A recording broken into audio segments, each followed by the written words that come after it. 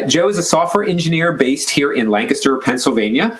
He develops websites and web applications for the restaurant store using various programming languages and technologies. He also enjoys making small and weird games and frequently participates in game jams. So, Joe, I'm hoping you'll talk a little bit about the weird games. I'm interested to hear what that's all about. So, folks, let's give Joe a welcome. Take it away, Joe. All right, thank you. I'll also mention for lightning talks, I think can you mute yourself, Kelly? Thank you. So I actually, 2 years ago at CPOSC, I gave a similar talk as about this topic, and that's kind of what made me want to do the talk, because I got a lot of feedback from that. So if you submit a lightning talk now, it might be a real talk in the future. So as Charlie mentioned, I'm a software engineer for the restaurant store, and I am a hobbyist game developer. My first game, it's hard to pinpoint when my first game was. In college, I started making weird little games of CSS and JavaScript, but I would consider the first game I made with Phaser to be the first game that I made around Easter 2014. I made a game where you would play as a rabbit and collect Easter eggs and avoid a lawnmower, and then I made a game where you were a lawnmower and you had to avoid rocks. And then shortly after that, I participated in my first game jam, which was Ludum Dare in 2014. So I will be showing you some stuff with Phaser today, and so hopefully you can kind of experiment with that tool or other tools maybe and make your first game jam if you haven't, make your first game or participate in your first game jam if you haven't already. So I have my slides up here, and I'll go ahead and start going through them. So the first question is to ask, what is a game jam specifically? There are lots of definitions for what a game jam is, but I like this definition from Kaltima Anakeza in a paper that she wrote called Defining Game Jams. It just says a game jam is an accelerated, opportunistic game creation event in which participants create a game in a relatively short time frame, exploring given design constraints with the end results shared publicly. I think that's a good summary of what a game jam is. Some game jams don't have restraints. Some game jams are not in a short time frame. Some game jams do not have the results shared publicly, so that's not always the case. But I think in its simplest form, a game jam is an event where you make a game. As I mentioned, many game jams have restrictions, and here's a list of a few of the different common restrictions there are. Sometimes you're restricted in the screen size you have. One game jam, you have to make a game that is in 64 by 64 pixels. Some game jams have restricted color palettes, or it has to be in black and white. The Game Boy game jam actually covers both of those in terms of pixel restrictions and color palette restrictions, because if you remember the old Game Boy, you had that grayscale color palette. So a lot of people make games that try to stick true to that style. Controls is another restriction that is often used. Sometimes you have to have a touchscreen based game or a game where you only have one button that you can use. Some game jams restrict you to a specific engine. This is often used as a kind of a marketing strategy for newer or less popular game engines. For example, one of the game engines I'll talk about is libgdx, and that is a free and open source game engine where they had a libgdx game jam where the purpose was to use their engine to make a game, and then they had a contest and prizes actually for that. So themes and restrictions are fun because they force you to be creative and make things outside of your comfort zone. We did a game jam with a group of coworkers, an unofficial game jam where our purpose was to learn Unity, and we actually all decided to do a game jam and submit games for this, and I was the only one that actually ended up submitting anything, but it was a nice opportunity to try to learn Unity a little more than I had used previously, because I had only used it once before that time. And back to the list, another restriction is genres. Sometimes you have to make a specific genre, like a first-person shooter or a puzzle game. Time limits is another big restriction that many game jams have. Most game jams are, a common restriction is a 2-day game jam, a 48-hour game jam. Ludum Dare is one of those that has a 48-hour and a 72-hour version of the game jam. Many other game jams are a week long or a month long or longer. There's actually a ongoing game jam called the Decade Jam, which you can submit a game as long as you make it sometime within the time frame between 2020 and 2030. So there's a lot of variation to these restrictions, and sometimes there's no restrictions at all. And the last kind of restriction is themes. Many game jams have themes, which can be a noun or a phrase that you have to adhere to. And I'll actually show you a couple of these that I've made games for in the past. Sometimes these themes are voted on. Sometimes they're just decided by the people who run the jams, and they're often not revealed until the game jam starts. So I'll show you a couple of themes that game jams have had previously that I've made games for. And you can see a couple of the weird games that I've made. So this was for one of the Love 'em Dare game jam events. The theme was combine two incompatible genres. I made a simple breakout clone mixed with a farming sim like Harvest Moon or Stardew Valley. So you just move the paddle around and you bounce the ball on the blocks, and you can change your tool to watering can, scythe, hoe, pickaxe, or seeds, and then you have to plant crops and then harvest them to move up the levels. So that was the game that I made using combined two incompatible genres. And you can actually go back and look at these if you're curious what other people made. That's one of the fun things about game jams is to see the different interpretations of the theme and see what other people came up with. The second example for a theme for a game jam is Keep It Alive. This one, I tried to think outside the box a little bit because I figured a lot of people would be making a game where you have to keep a pet or a plant or a child alive. So I went with fire because I thought maybe less people would be using that concept. So I created a falling block game where you have to drop wood down onto a fire to keep it burning. The water pieces will extinguish the fire of all the pieces directly below it. So you have to place them strategically and keep the fire burning as long as possible. So those are two game games that I've made using the themes that are here, and you can kind of see how people interpret the themes and make a game from them. So the second biggest question about game jams, besides what it is why should you do a game jam? I think one of the biggest reasons to, especially for developers that are trying to hone their skills, is to learn and practice a new skill or programming language. I've used many different languages and engines because I like to try to learn something new every time and do a game jam. So this is one of the best and funnest ways to learn a new language or engine is to try to make something in a given constraint using that engine. The second reason I have listed is to prototype ideas. If you want to make a game but you're not really sure where to start, game jams are a nice way to kind of put you in a box so you can you have to think creatively about what kind of game you're going to make and maybe prototype a few different ideas and get some feedback on it.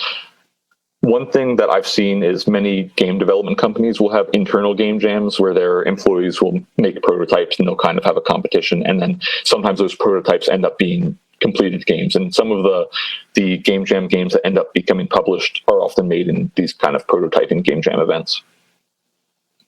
Another very beneficial reason to participate in a game jam is to connect with other game developers.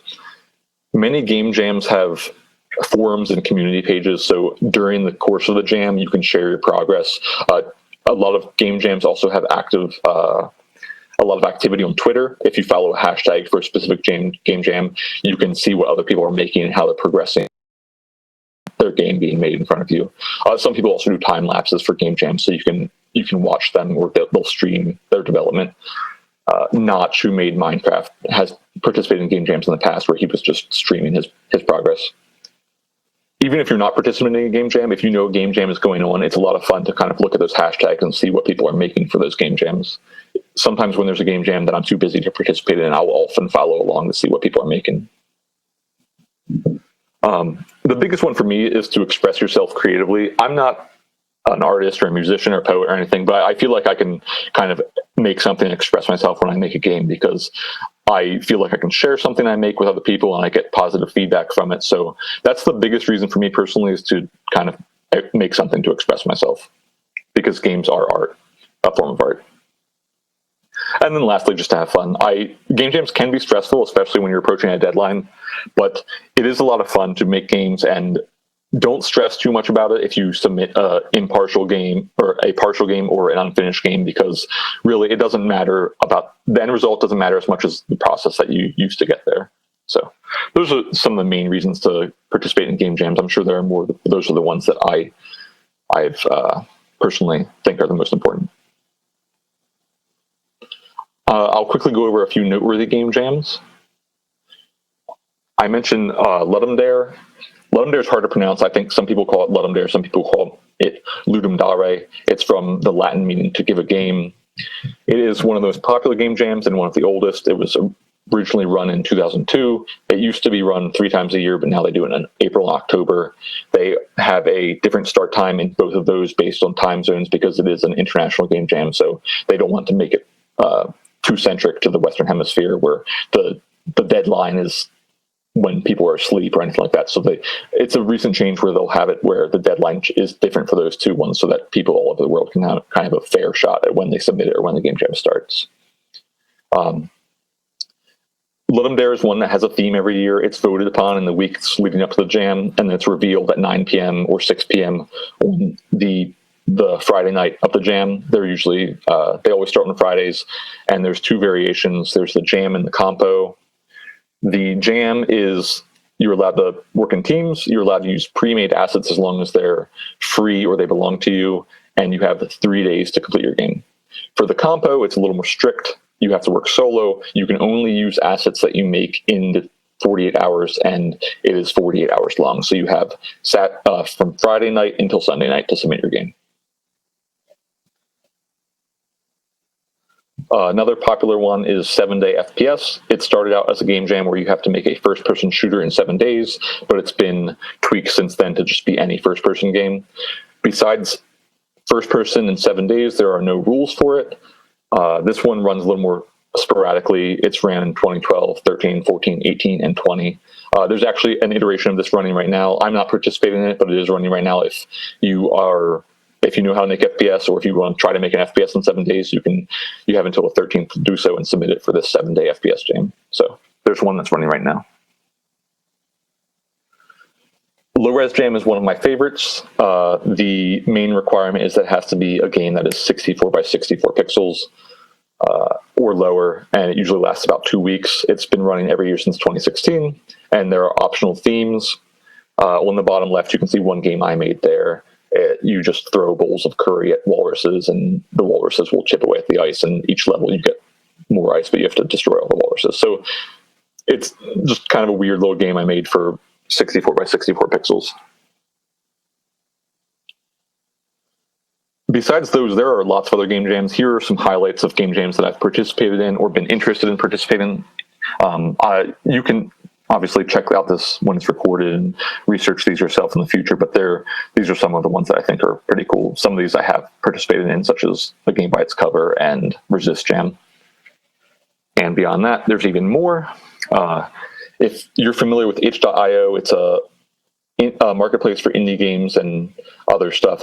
It has a fully featured game jam system where you can create and run game jams. You can have voting on game jams, message boards for game jams, and on the screenshot here you can see a calendar of all the game jams that are happening right now. And this will actually, if you scroll down, there's more game jams below this. So there's always a game jam going on that you can participate in. You can see the 7-Day FPS game jam is on here, and Proc Jam, which was in the last slide, is on there as well. So if you go here, you can see which game jams are running currently if you want to participate in a game jam that's happening. Some game jam games are later released as full titles. Here are 3 that I selected. Celeste was made as a Pico 8 game for a game jam. Super Hot was actually created originally for 7-Day FPS, which I mentioned. And Goat Simulator, I don't remember which game jam that was created as a part of, but that is also a product of a game jam. People will often polish their games after they create them for game jams and release them, especially if they get good feedback that people want a game like this, a fully fledged game like this. People will also often release it as a full title later on, which is my goal one day. So the main thing I want to do for this talk is to convince you. I don't think they bothered with the polishing for Goat Simulator. I haven't played that, but that makes sense from screenshots that I've seen. Games don't have to be polished. I like weird games. I don't mind if a game isn't polished personally. So the one takeaway I wanted to give people from this talk is that you can make a game. You can participate in a game jam. So if you have participated in a game jam, then this is not your first, obviously, but I'm sure the majority of you, this might be your first game jam if you decide to do one. So I will show you some tools that you can use to make a game relatively easily. The first thing you should do when you're doing a game jam is to brainstorm. I think pencil and paper is best.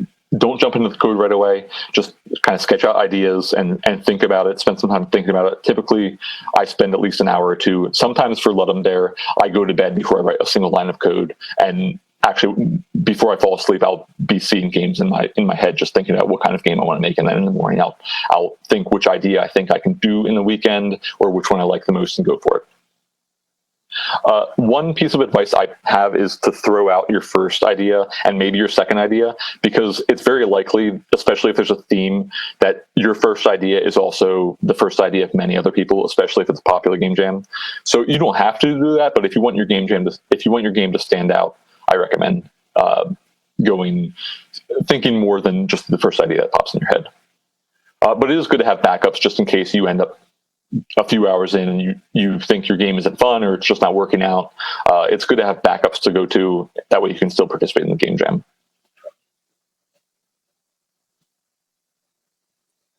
As I mentioned, think outside the box with these game jams. You want your game to stand out, usually, unless you really want to make it like a Zelda clone or a Mario clone or Angry Birds clone or something like that. Typically, you want to make something unique, and it's best to think outside of the box and try to think about ideas that other people might not be thinking about, so that your game gets more attention or people gravitate more towards your game. Especially if it's like a ranked or a game jam where there's voting involved. You don't want your game to look like 20 other games or look like a clone of something else. After you pick an idea, then you start the process of prototyping it.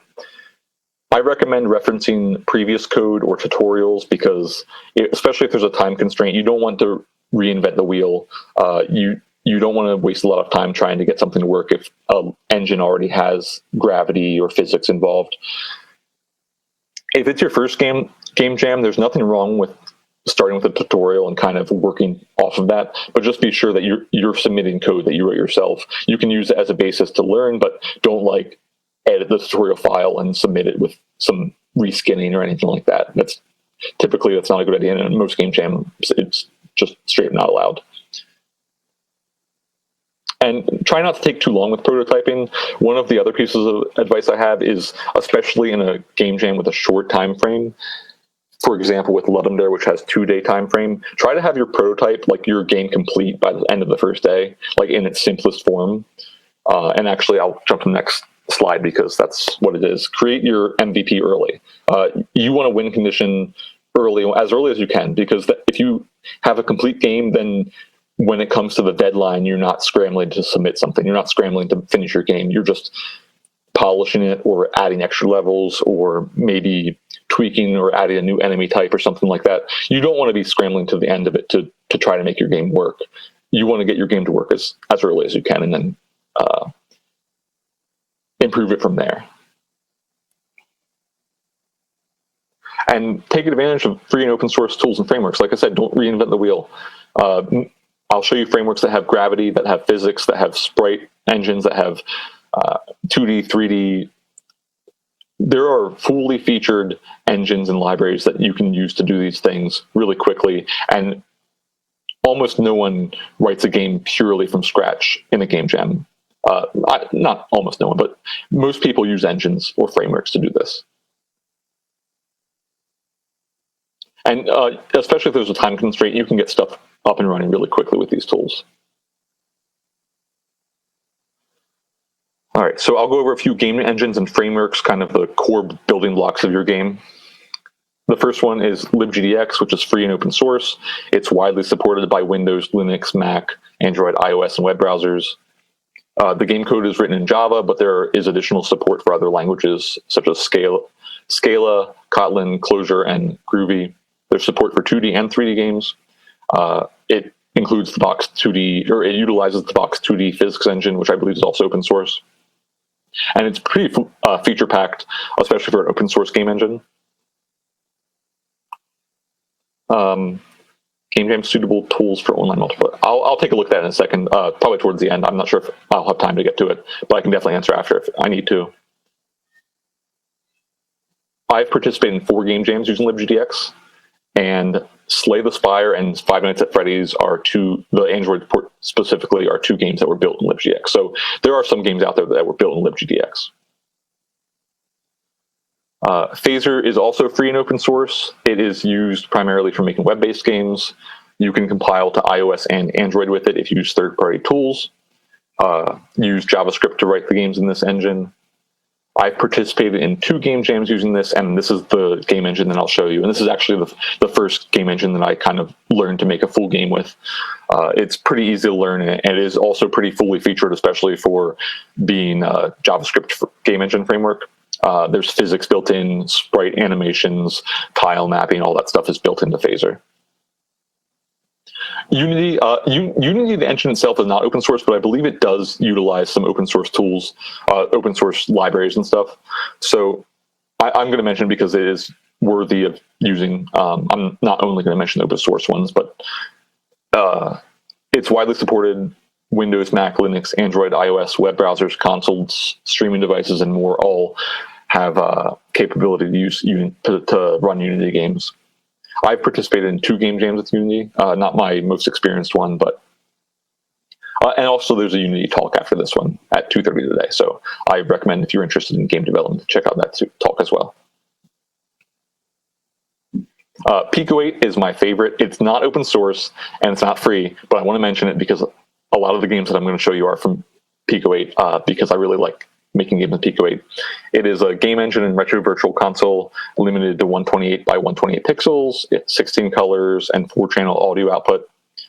It is not free, like I mentioned, but it's only $15. You can write code, make tile maps, sprites, music, all of the stuff inside the engine itself, which is typically how I do it, even though it's not ideal because you're basically writing code in a 128 by 128 window, but it is kind of fun to do. You can make games for Windows, Mac, Linux, or web browsers. And John Flinchball asked, how often do participants release source? Ludum Dare actually requires that you upload the source code for your game. So that is one where every game that you see for Ludum Dare should have the source code uploaded. Not every game jam requires that, but many people do upload their source to GitLab and GitHub, GitLab, Atlassian. I forget what the Atlassian one is called, but a lot of people use source control for those. So you can pretty easily find source code if Bitbucket, yes. Yeah, you can retain copyright and set the license. You're not giving over any rights to your game if you're submitting the source code. So for Pico 8, the game code is written in Lua. As I mentioned, I love Pico 8. I've participated in 5 game jams using Pico 8. In addition, I've just made games for fun in Pico 8 because I like working with it so much. So not open source, but worth mentioning because hopefully the open source ones can kind of pique your interest into these other engines as well. All right, I am doing decent on time, so I'm going to go out of here and show you an example game that we are going to go through with Phaser. This is adapted from the example game on the Phaser website.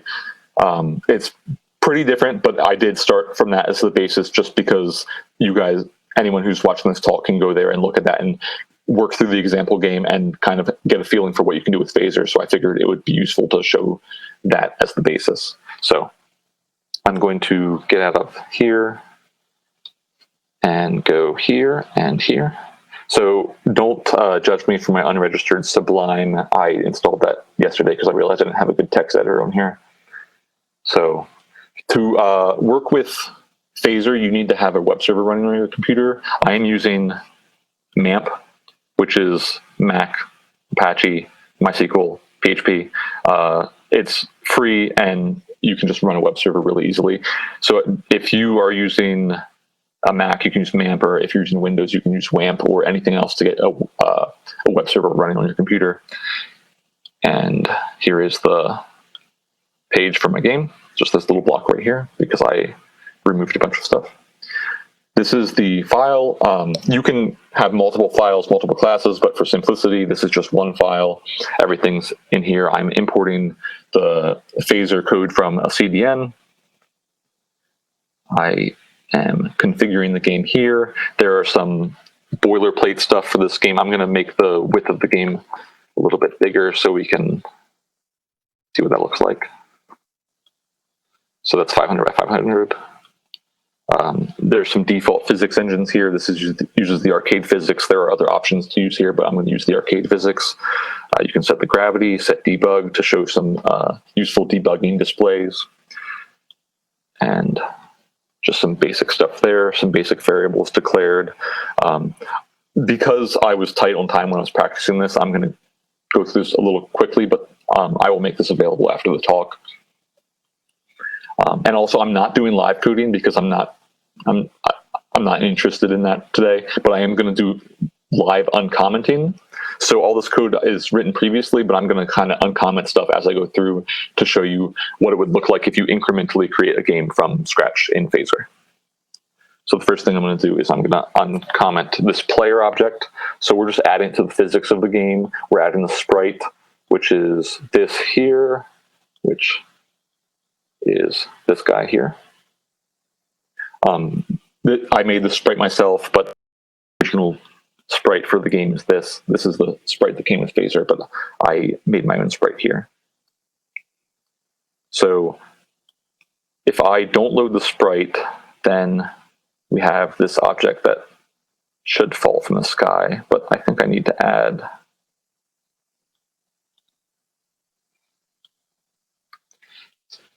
rounds and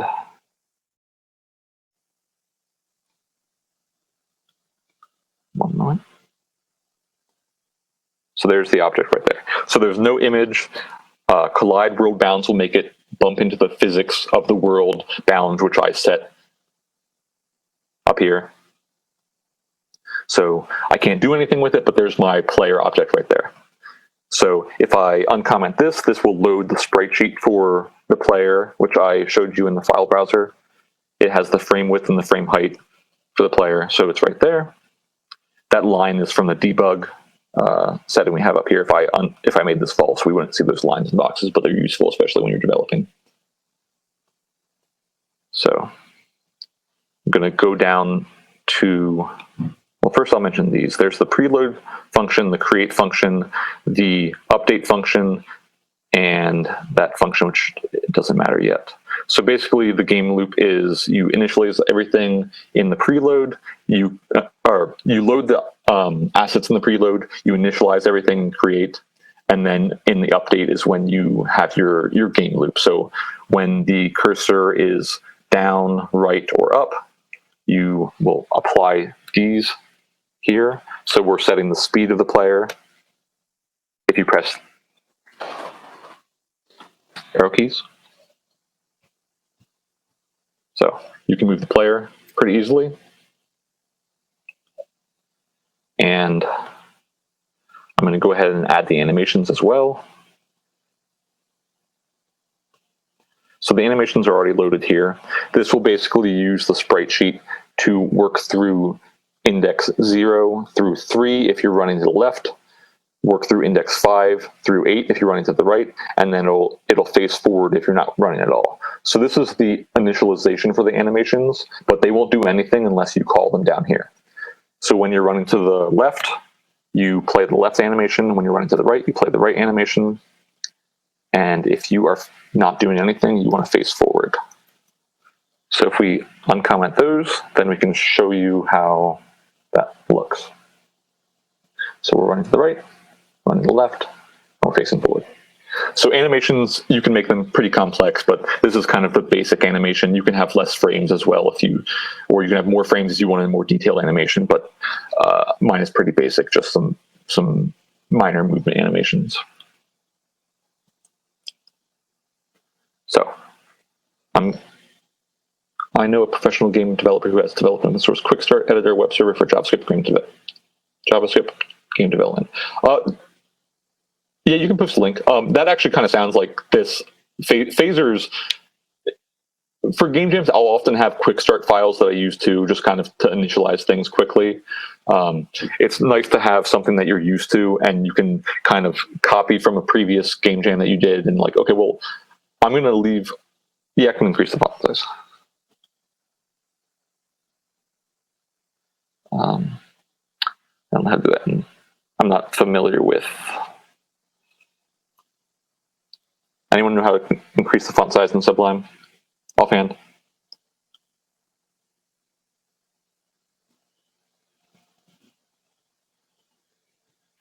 We had a suggestion of Control Shift plus, Control Command plus. Here we go. Okay. Yeah, sorry about that. I realize that's probably a little small with part of the screen showing my face. Okay, so, and I mentioned I'll share this somewhere after this as well. So you can share a link to that. I often have starter files that I use too, but with a lot of these engines, there are quick tutorials and quick starts that you can use for any engine, especially if it's your first time using it. Just kind of take a look at whatever their example game is and build from there.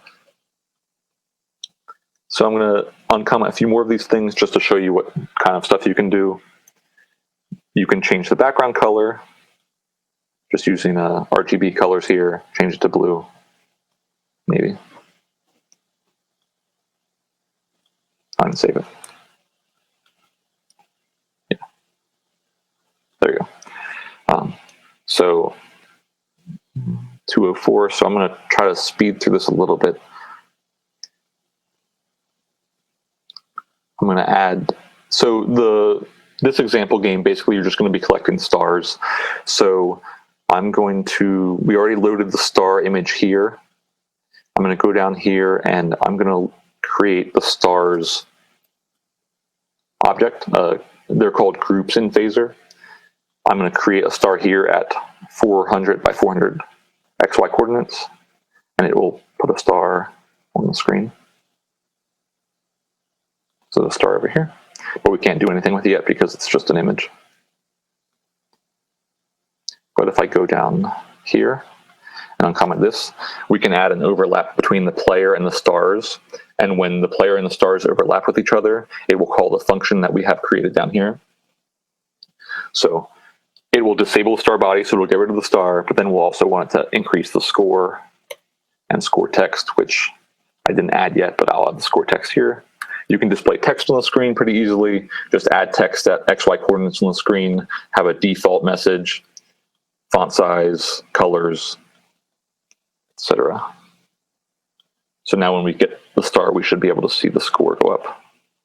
But I don't see the score text there yet. Nope, nothing happened in there. So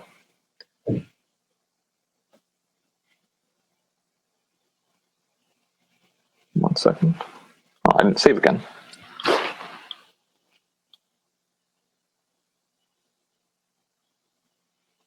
There we go. So we collect it, score goes up, star goes away. So that's the basic. I'm going to jump back to the PowerPoint now because I want to show you some other tools. We're doing decent on time, so I'm going to go back to the PowerPoint, which I have somewhere.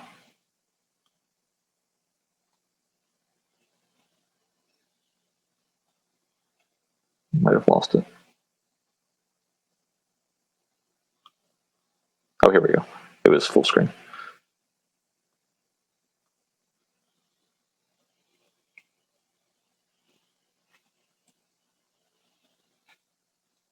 I don't want that. Sorry. I typically don't work with my Mac.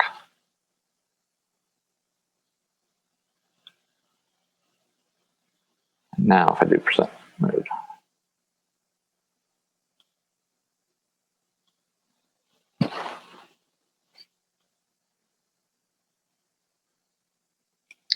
Okay, sorry about that. Okay, so we were at the example game, and now we are at more open source tools. So these tools will make it easier to do some of the stuff that I have in this game. The first one I'm going to mention is Piskel, which is a free online editor for animated sprites and pixel art. This is the one I use most frequently because I don't have to download any software, and it is made specifically for game development. So there's tools to make sprite sheets and tile sheets, tile sets, I should say. It's open source, it's free, and it's great for making quick art for your game. The second tool I'm going to show you is called Tiled. It is also free and open source, and it is a general purpose tile map editor. This is very useful if you're hand making levels or areas for 2D games. You can make platformers and top down games really easily with Tiled, and it's actually a lot of fun to use Tiled. And now we're going to jump back to our example game. I'm gonna take that out of maximization. And so first I'm going to show you Piskel, which I have here. So this is Piskel, just some recent stuff that I've made, but I have player here and our tile set here. So I'll show you the player and its sprite. So this is all online. You don't have to download any software, but there is a download option if you want to do it offline. So there's the different frames for the sprite sheet. You can see the preview on the right-hand side here. There's a lot of different stuff that you can do in here. It's pretty robust for an online application. It's not as robust as Photoshop or GIMP or anything like that, but it is really useful to make quick games with game jams. So this is what I use to pull in to create the sprites that I use here and to use the animations that I have here. The second thing I want to show you is Tiled. Hide that. So Tiled is a way to create tile maps and tile sets really easily. It's free, open source. This one is you have to download the software. Tiled is a lot of fun to use. I'm going to show layer 2 because you can have your tile set down here, which I created in Piskel. There's different options. You can draw them. So you can create a level really quickly, really easily. And the difference between a top-down game and a side-scrolling game is basically gravity. If I took away the gravity, then I can make a top-down game really easily in Phaser. I could do it very quickly. All right, I have a 5-minute countdown now. So I'm going to go ahead and show you what I created already for this. So this is the tile map that I already created. It uses the same tile set. And you can also create object tile maps. So this tile map here, I'm going to show it. These are objects that it creates in the JSON file. And basically you can use this to load specific objects in your game. This is what we'll use to load the stars. So everywhere where I have one of these, there will be a star. So if I go back to the game, I already loaded the tile set and the tile map here. But if I go down here, I can uncomment these, and we're creating the map object using the tile map we uploaded. We're creating a tile set using the tile set we uploaded. We're pulling in that first layer that I showed you. I'm not going to do the star layer yet. We're going to set the collisions for the map. The significance of this is 1 lines up with this right here. This is cell 1. 2, 3, and 4, we're not setting collisions for those. So you can make it so that you will be blocked by this, but you can walk through these. So this is a nice way to make different blocks do different things. These are 2 other lines that we need for the collisions for the player. And then if I save that and go back over to the game, we should have the whole level loaded. Yeah, so it's loaded. We have the collisions there. I skipped ahead. My plan was to show you me falling through all these blocks, but we're running low on time, so I'm not going to show you that. But I can show you, oh, we can't go over there. So we need to add the camera, scroll, because the tile map is bigger than the world we created. So if we uncomment these, we're setting the bounds for the camera. 960 by 960 is the size of the tile map, and we're going to follow the player.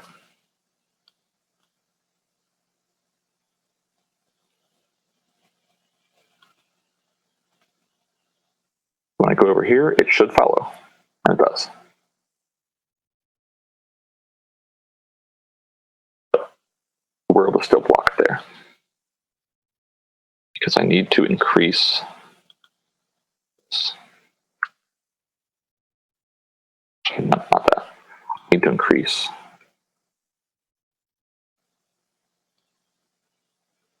Oh, no, I know what it is. I need to get rid of collide world bounds because we're not collided by the world anymore. We're collided by the level we created. So now I should be able to go further.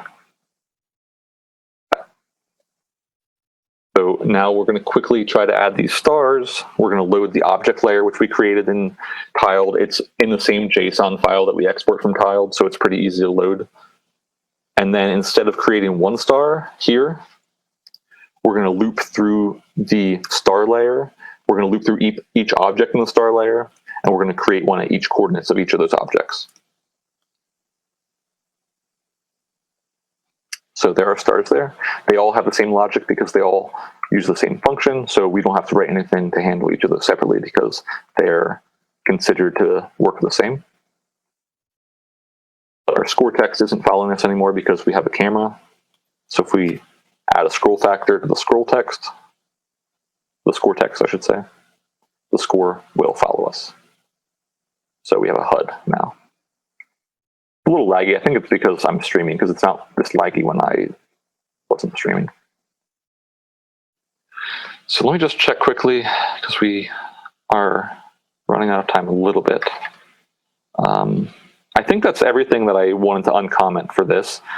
There are a few different things you can do to tweak things, like you can set different attributes on your physics objects. Like right here, I'm going to change this to give it a little bit of bounce, but this is going to be a crazy bounce, so things will get a little weird.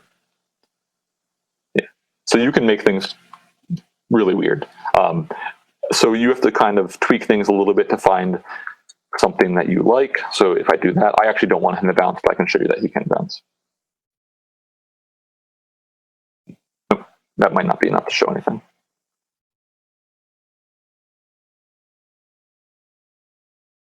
Yeah, Christian, I'll definitely share my slides. So then there's just a little bit of a bounce there, but I don't like that, so I'm getting rid of it. So let me go back to my slides just to make sure I don't think I have any more slides after this, but I want to make sure. Yeah.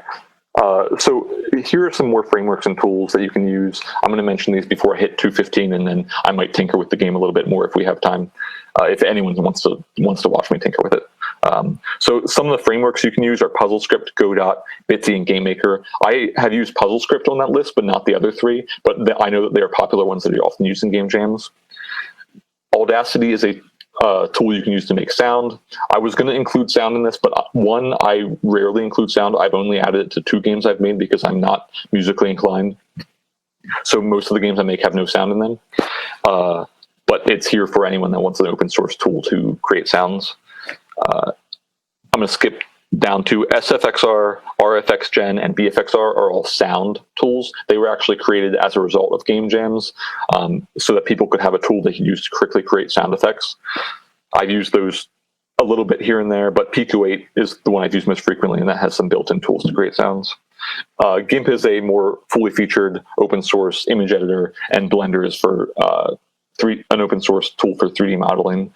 I've made one game with 3D models, and I didn't use Blender, but I used a different one-line application. So if we go back here, I'm going to go to my last slide, and yeah.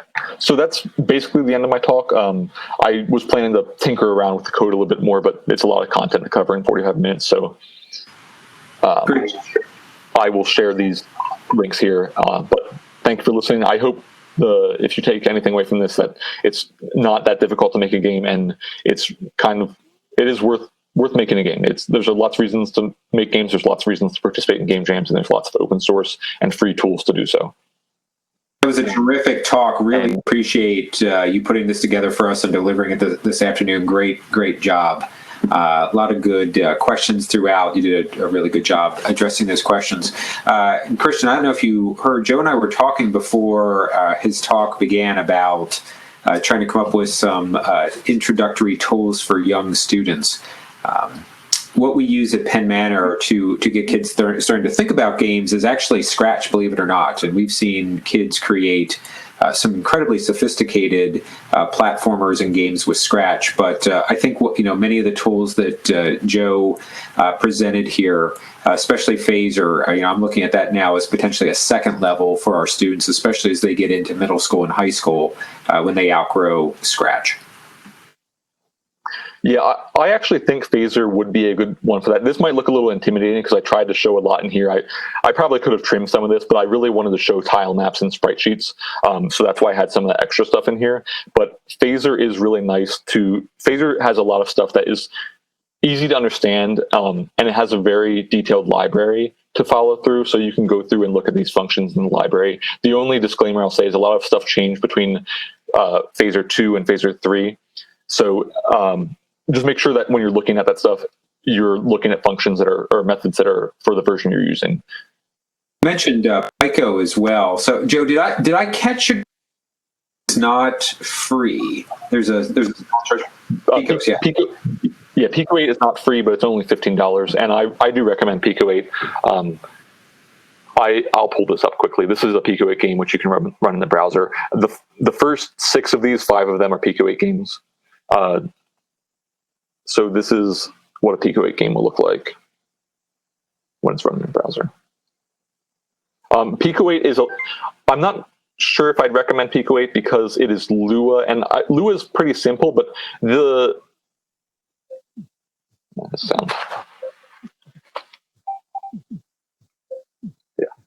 this is a little laggy too, I think, because I'm streaming, so I'll close out of that. But Lua took me a little bit to kind of understand what I was doing with Lua. It seems more not primitive, but it's definitely not as complicated as JavaScript looks. So it could be a good starting point for people, but it could also be a little confusing because some of the functions are named with some of the stuff built into Pico 8 are named a little weird because Pico 8 also has size constraints in the files itself. So some of the functions aren't named very verbosely, so it's a little confusing, especially if you first get started with it, to know what functions do what.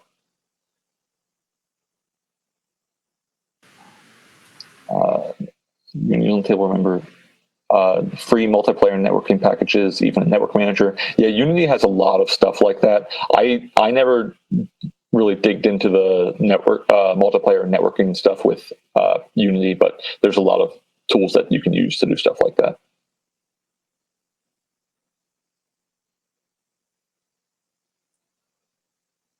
And Christian Pierce said the object-oriented in JavaScript and running a LAMP stack is a lot.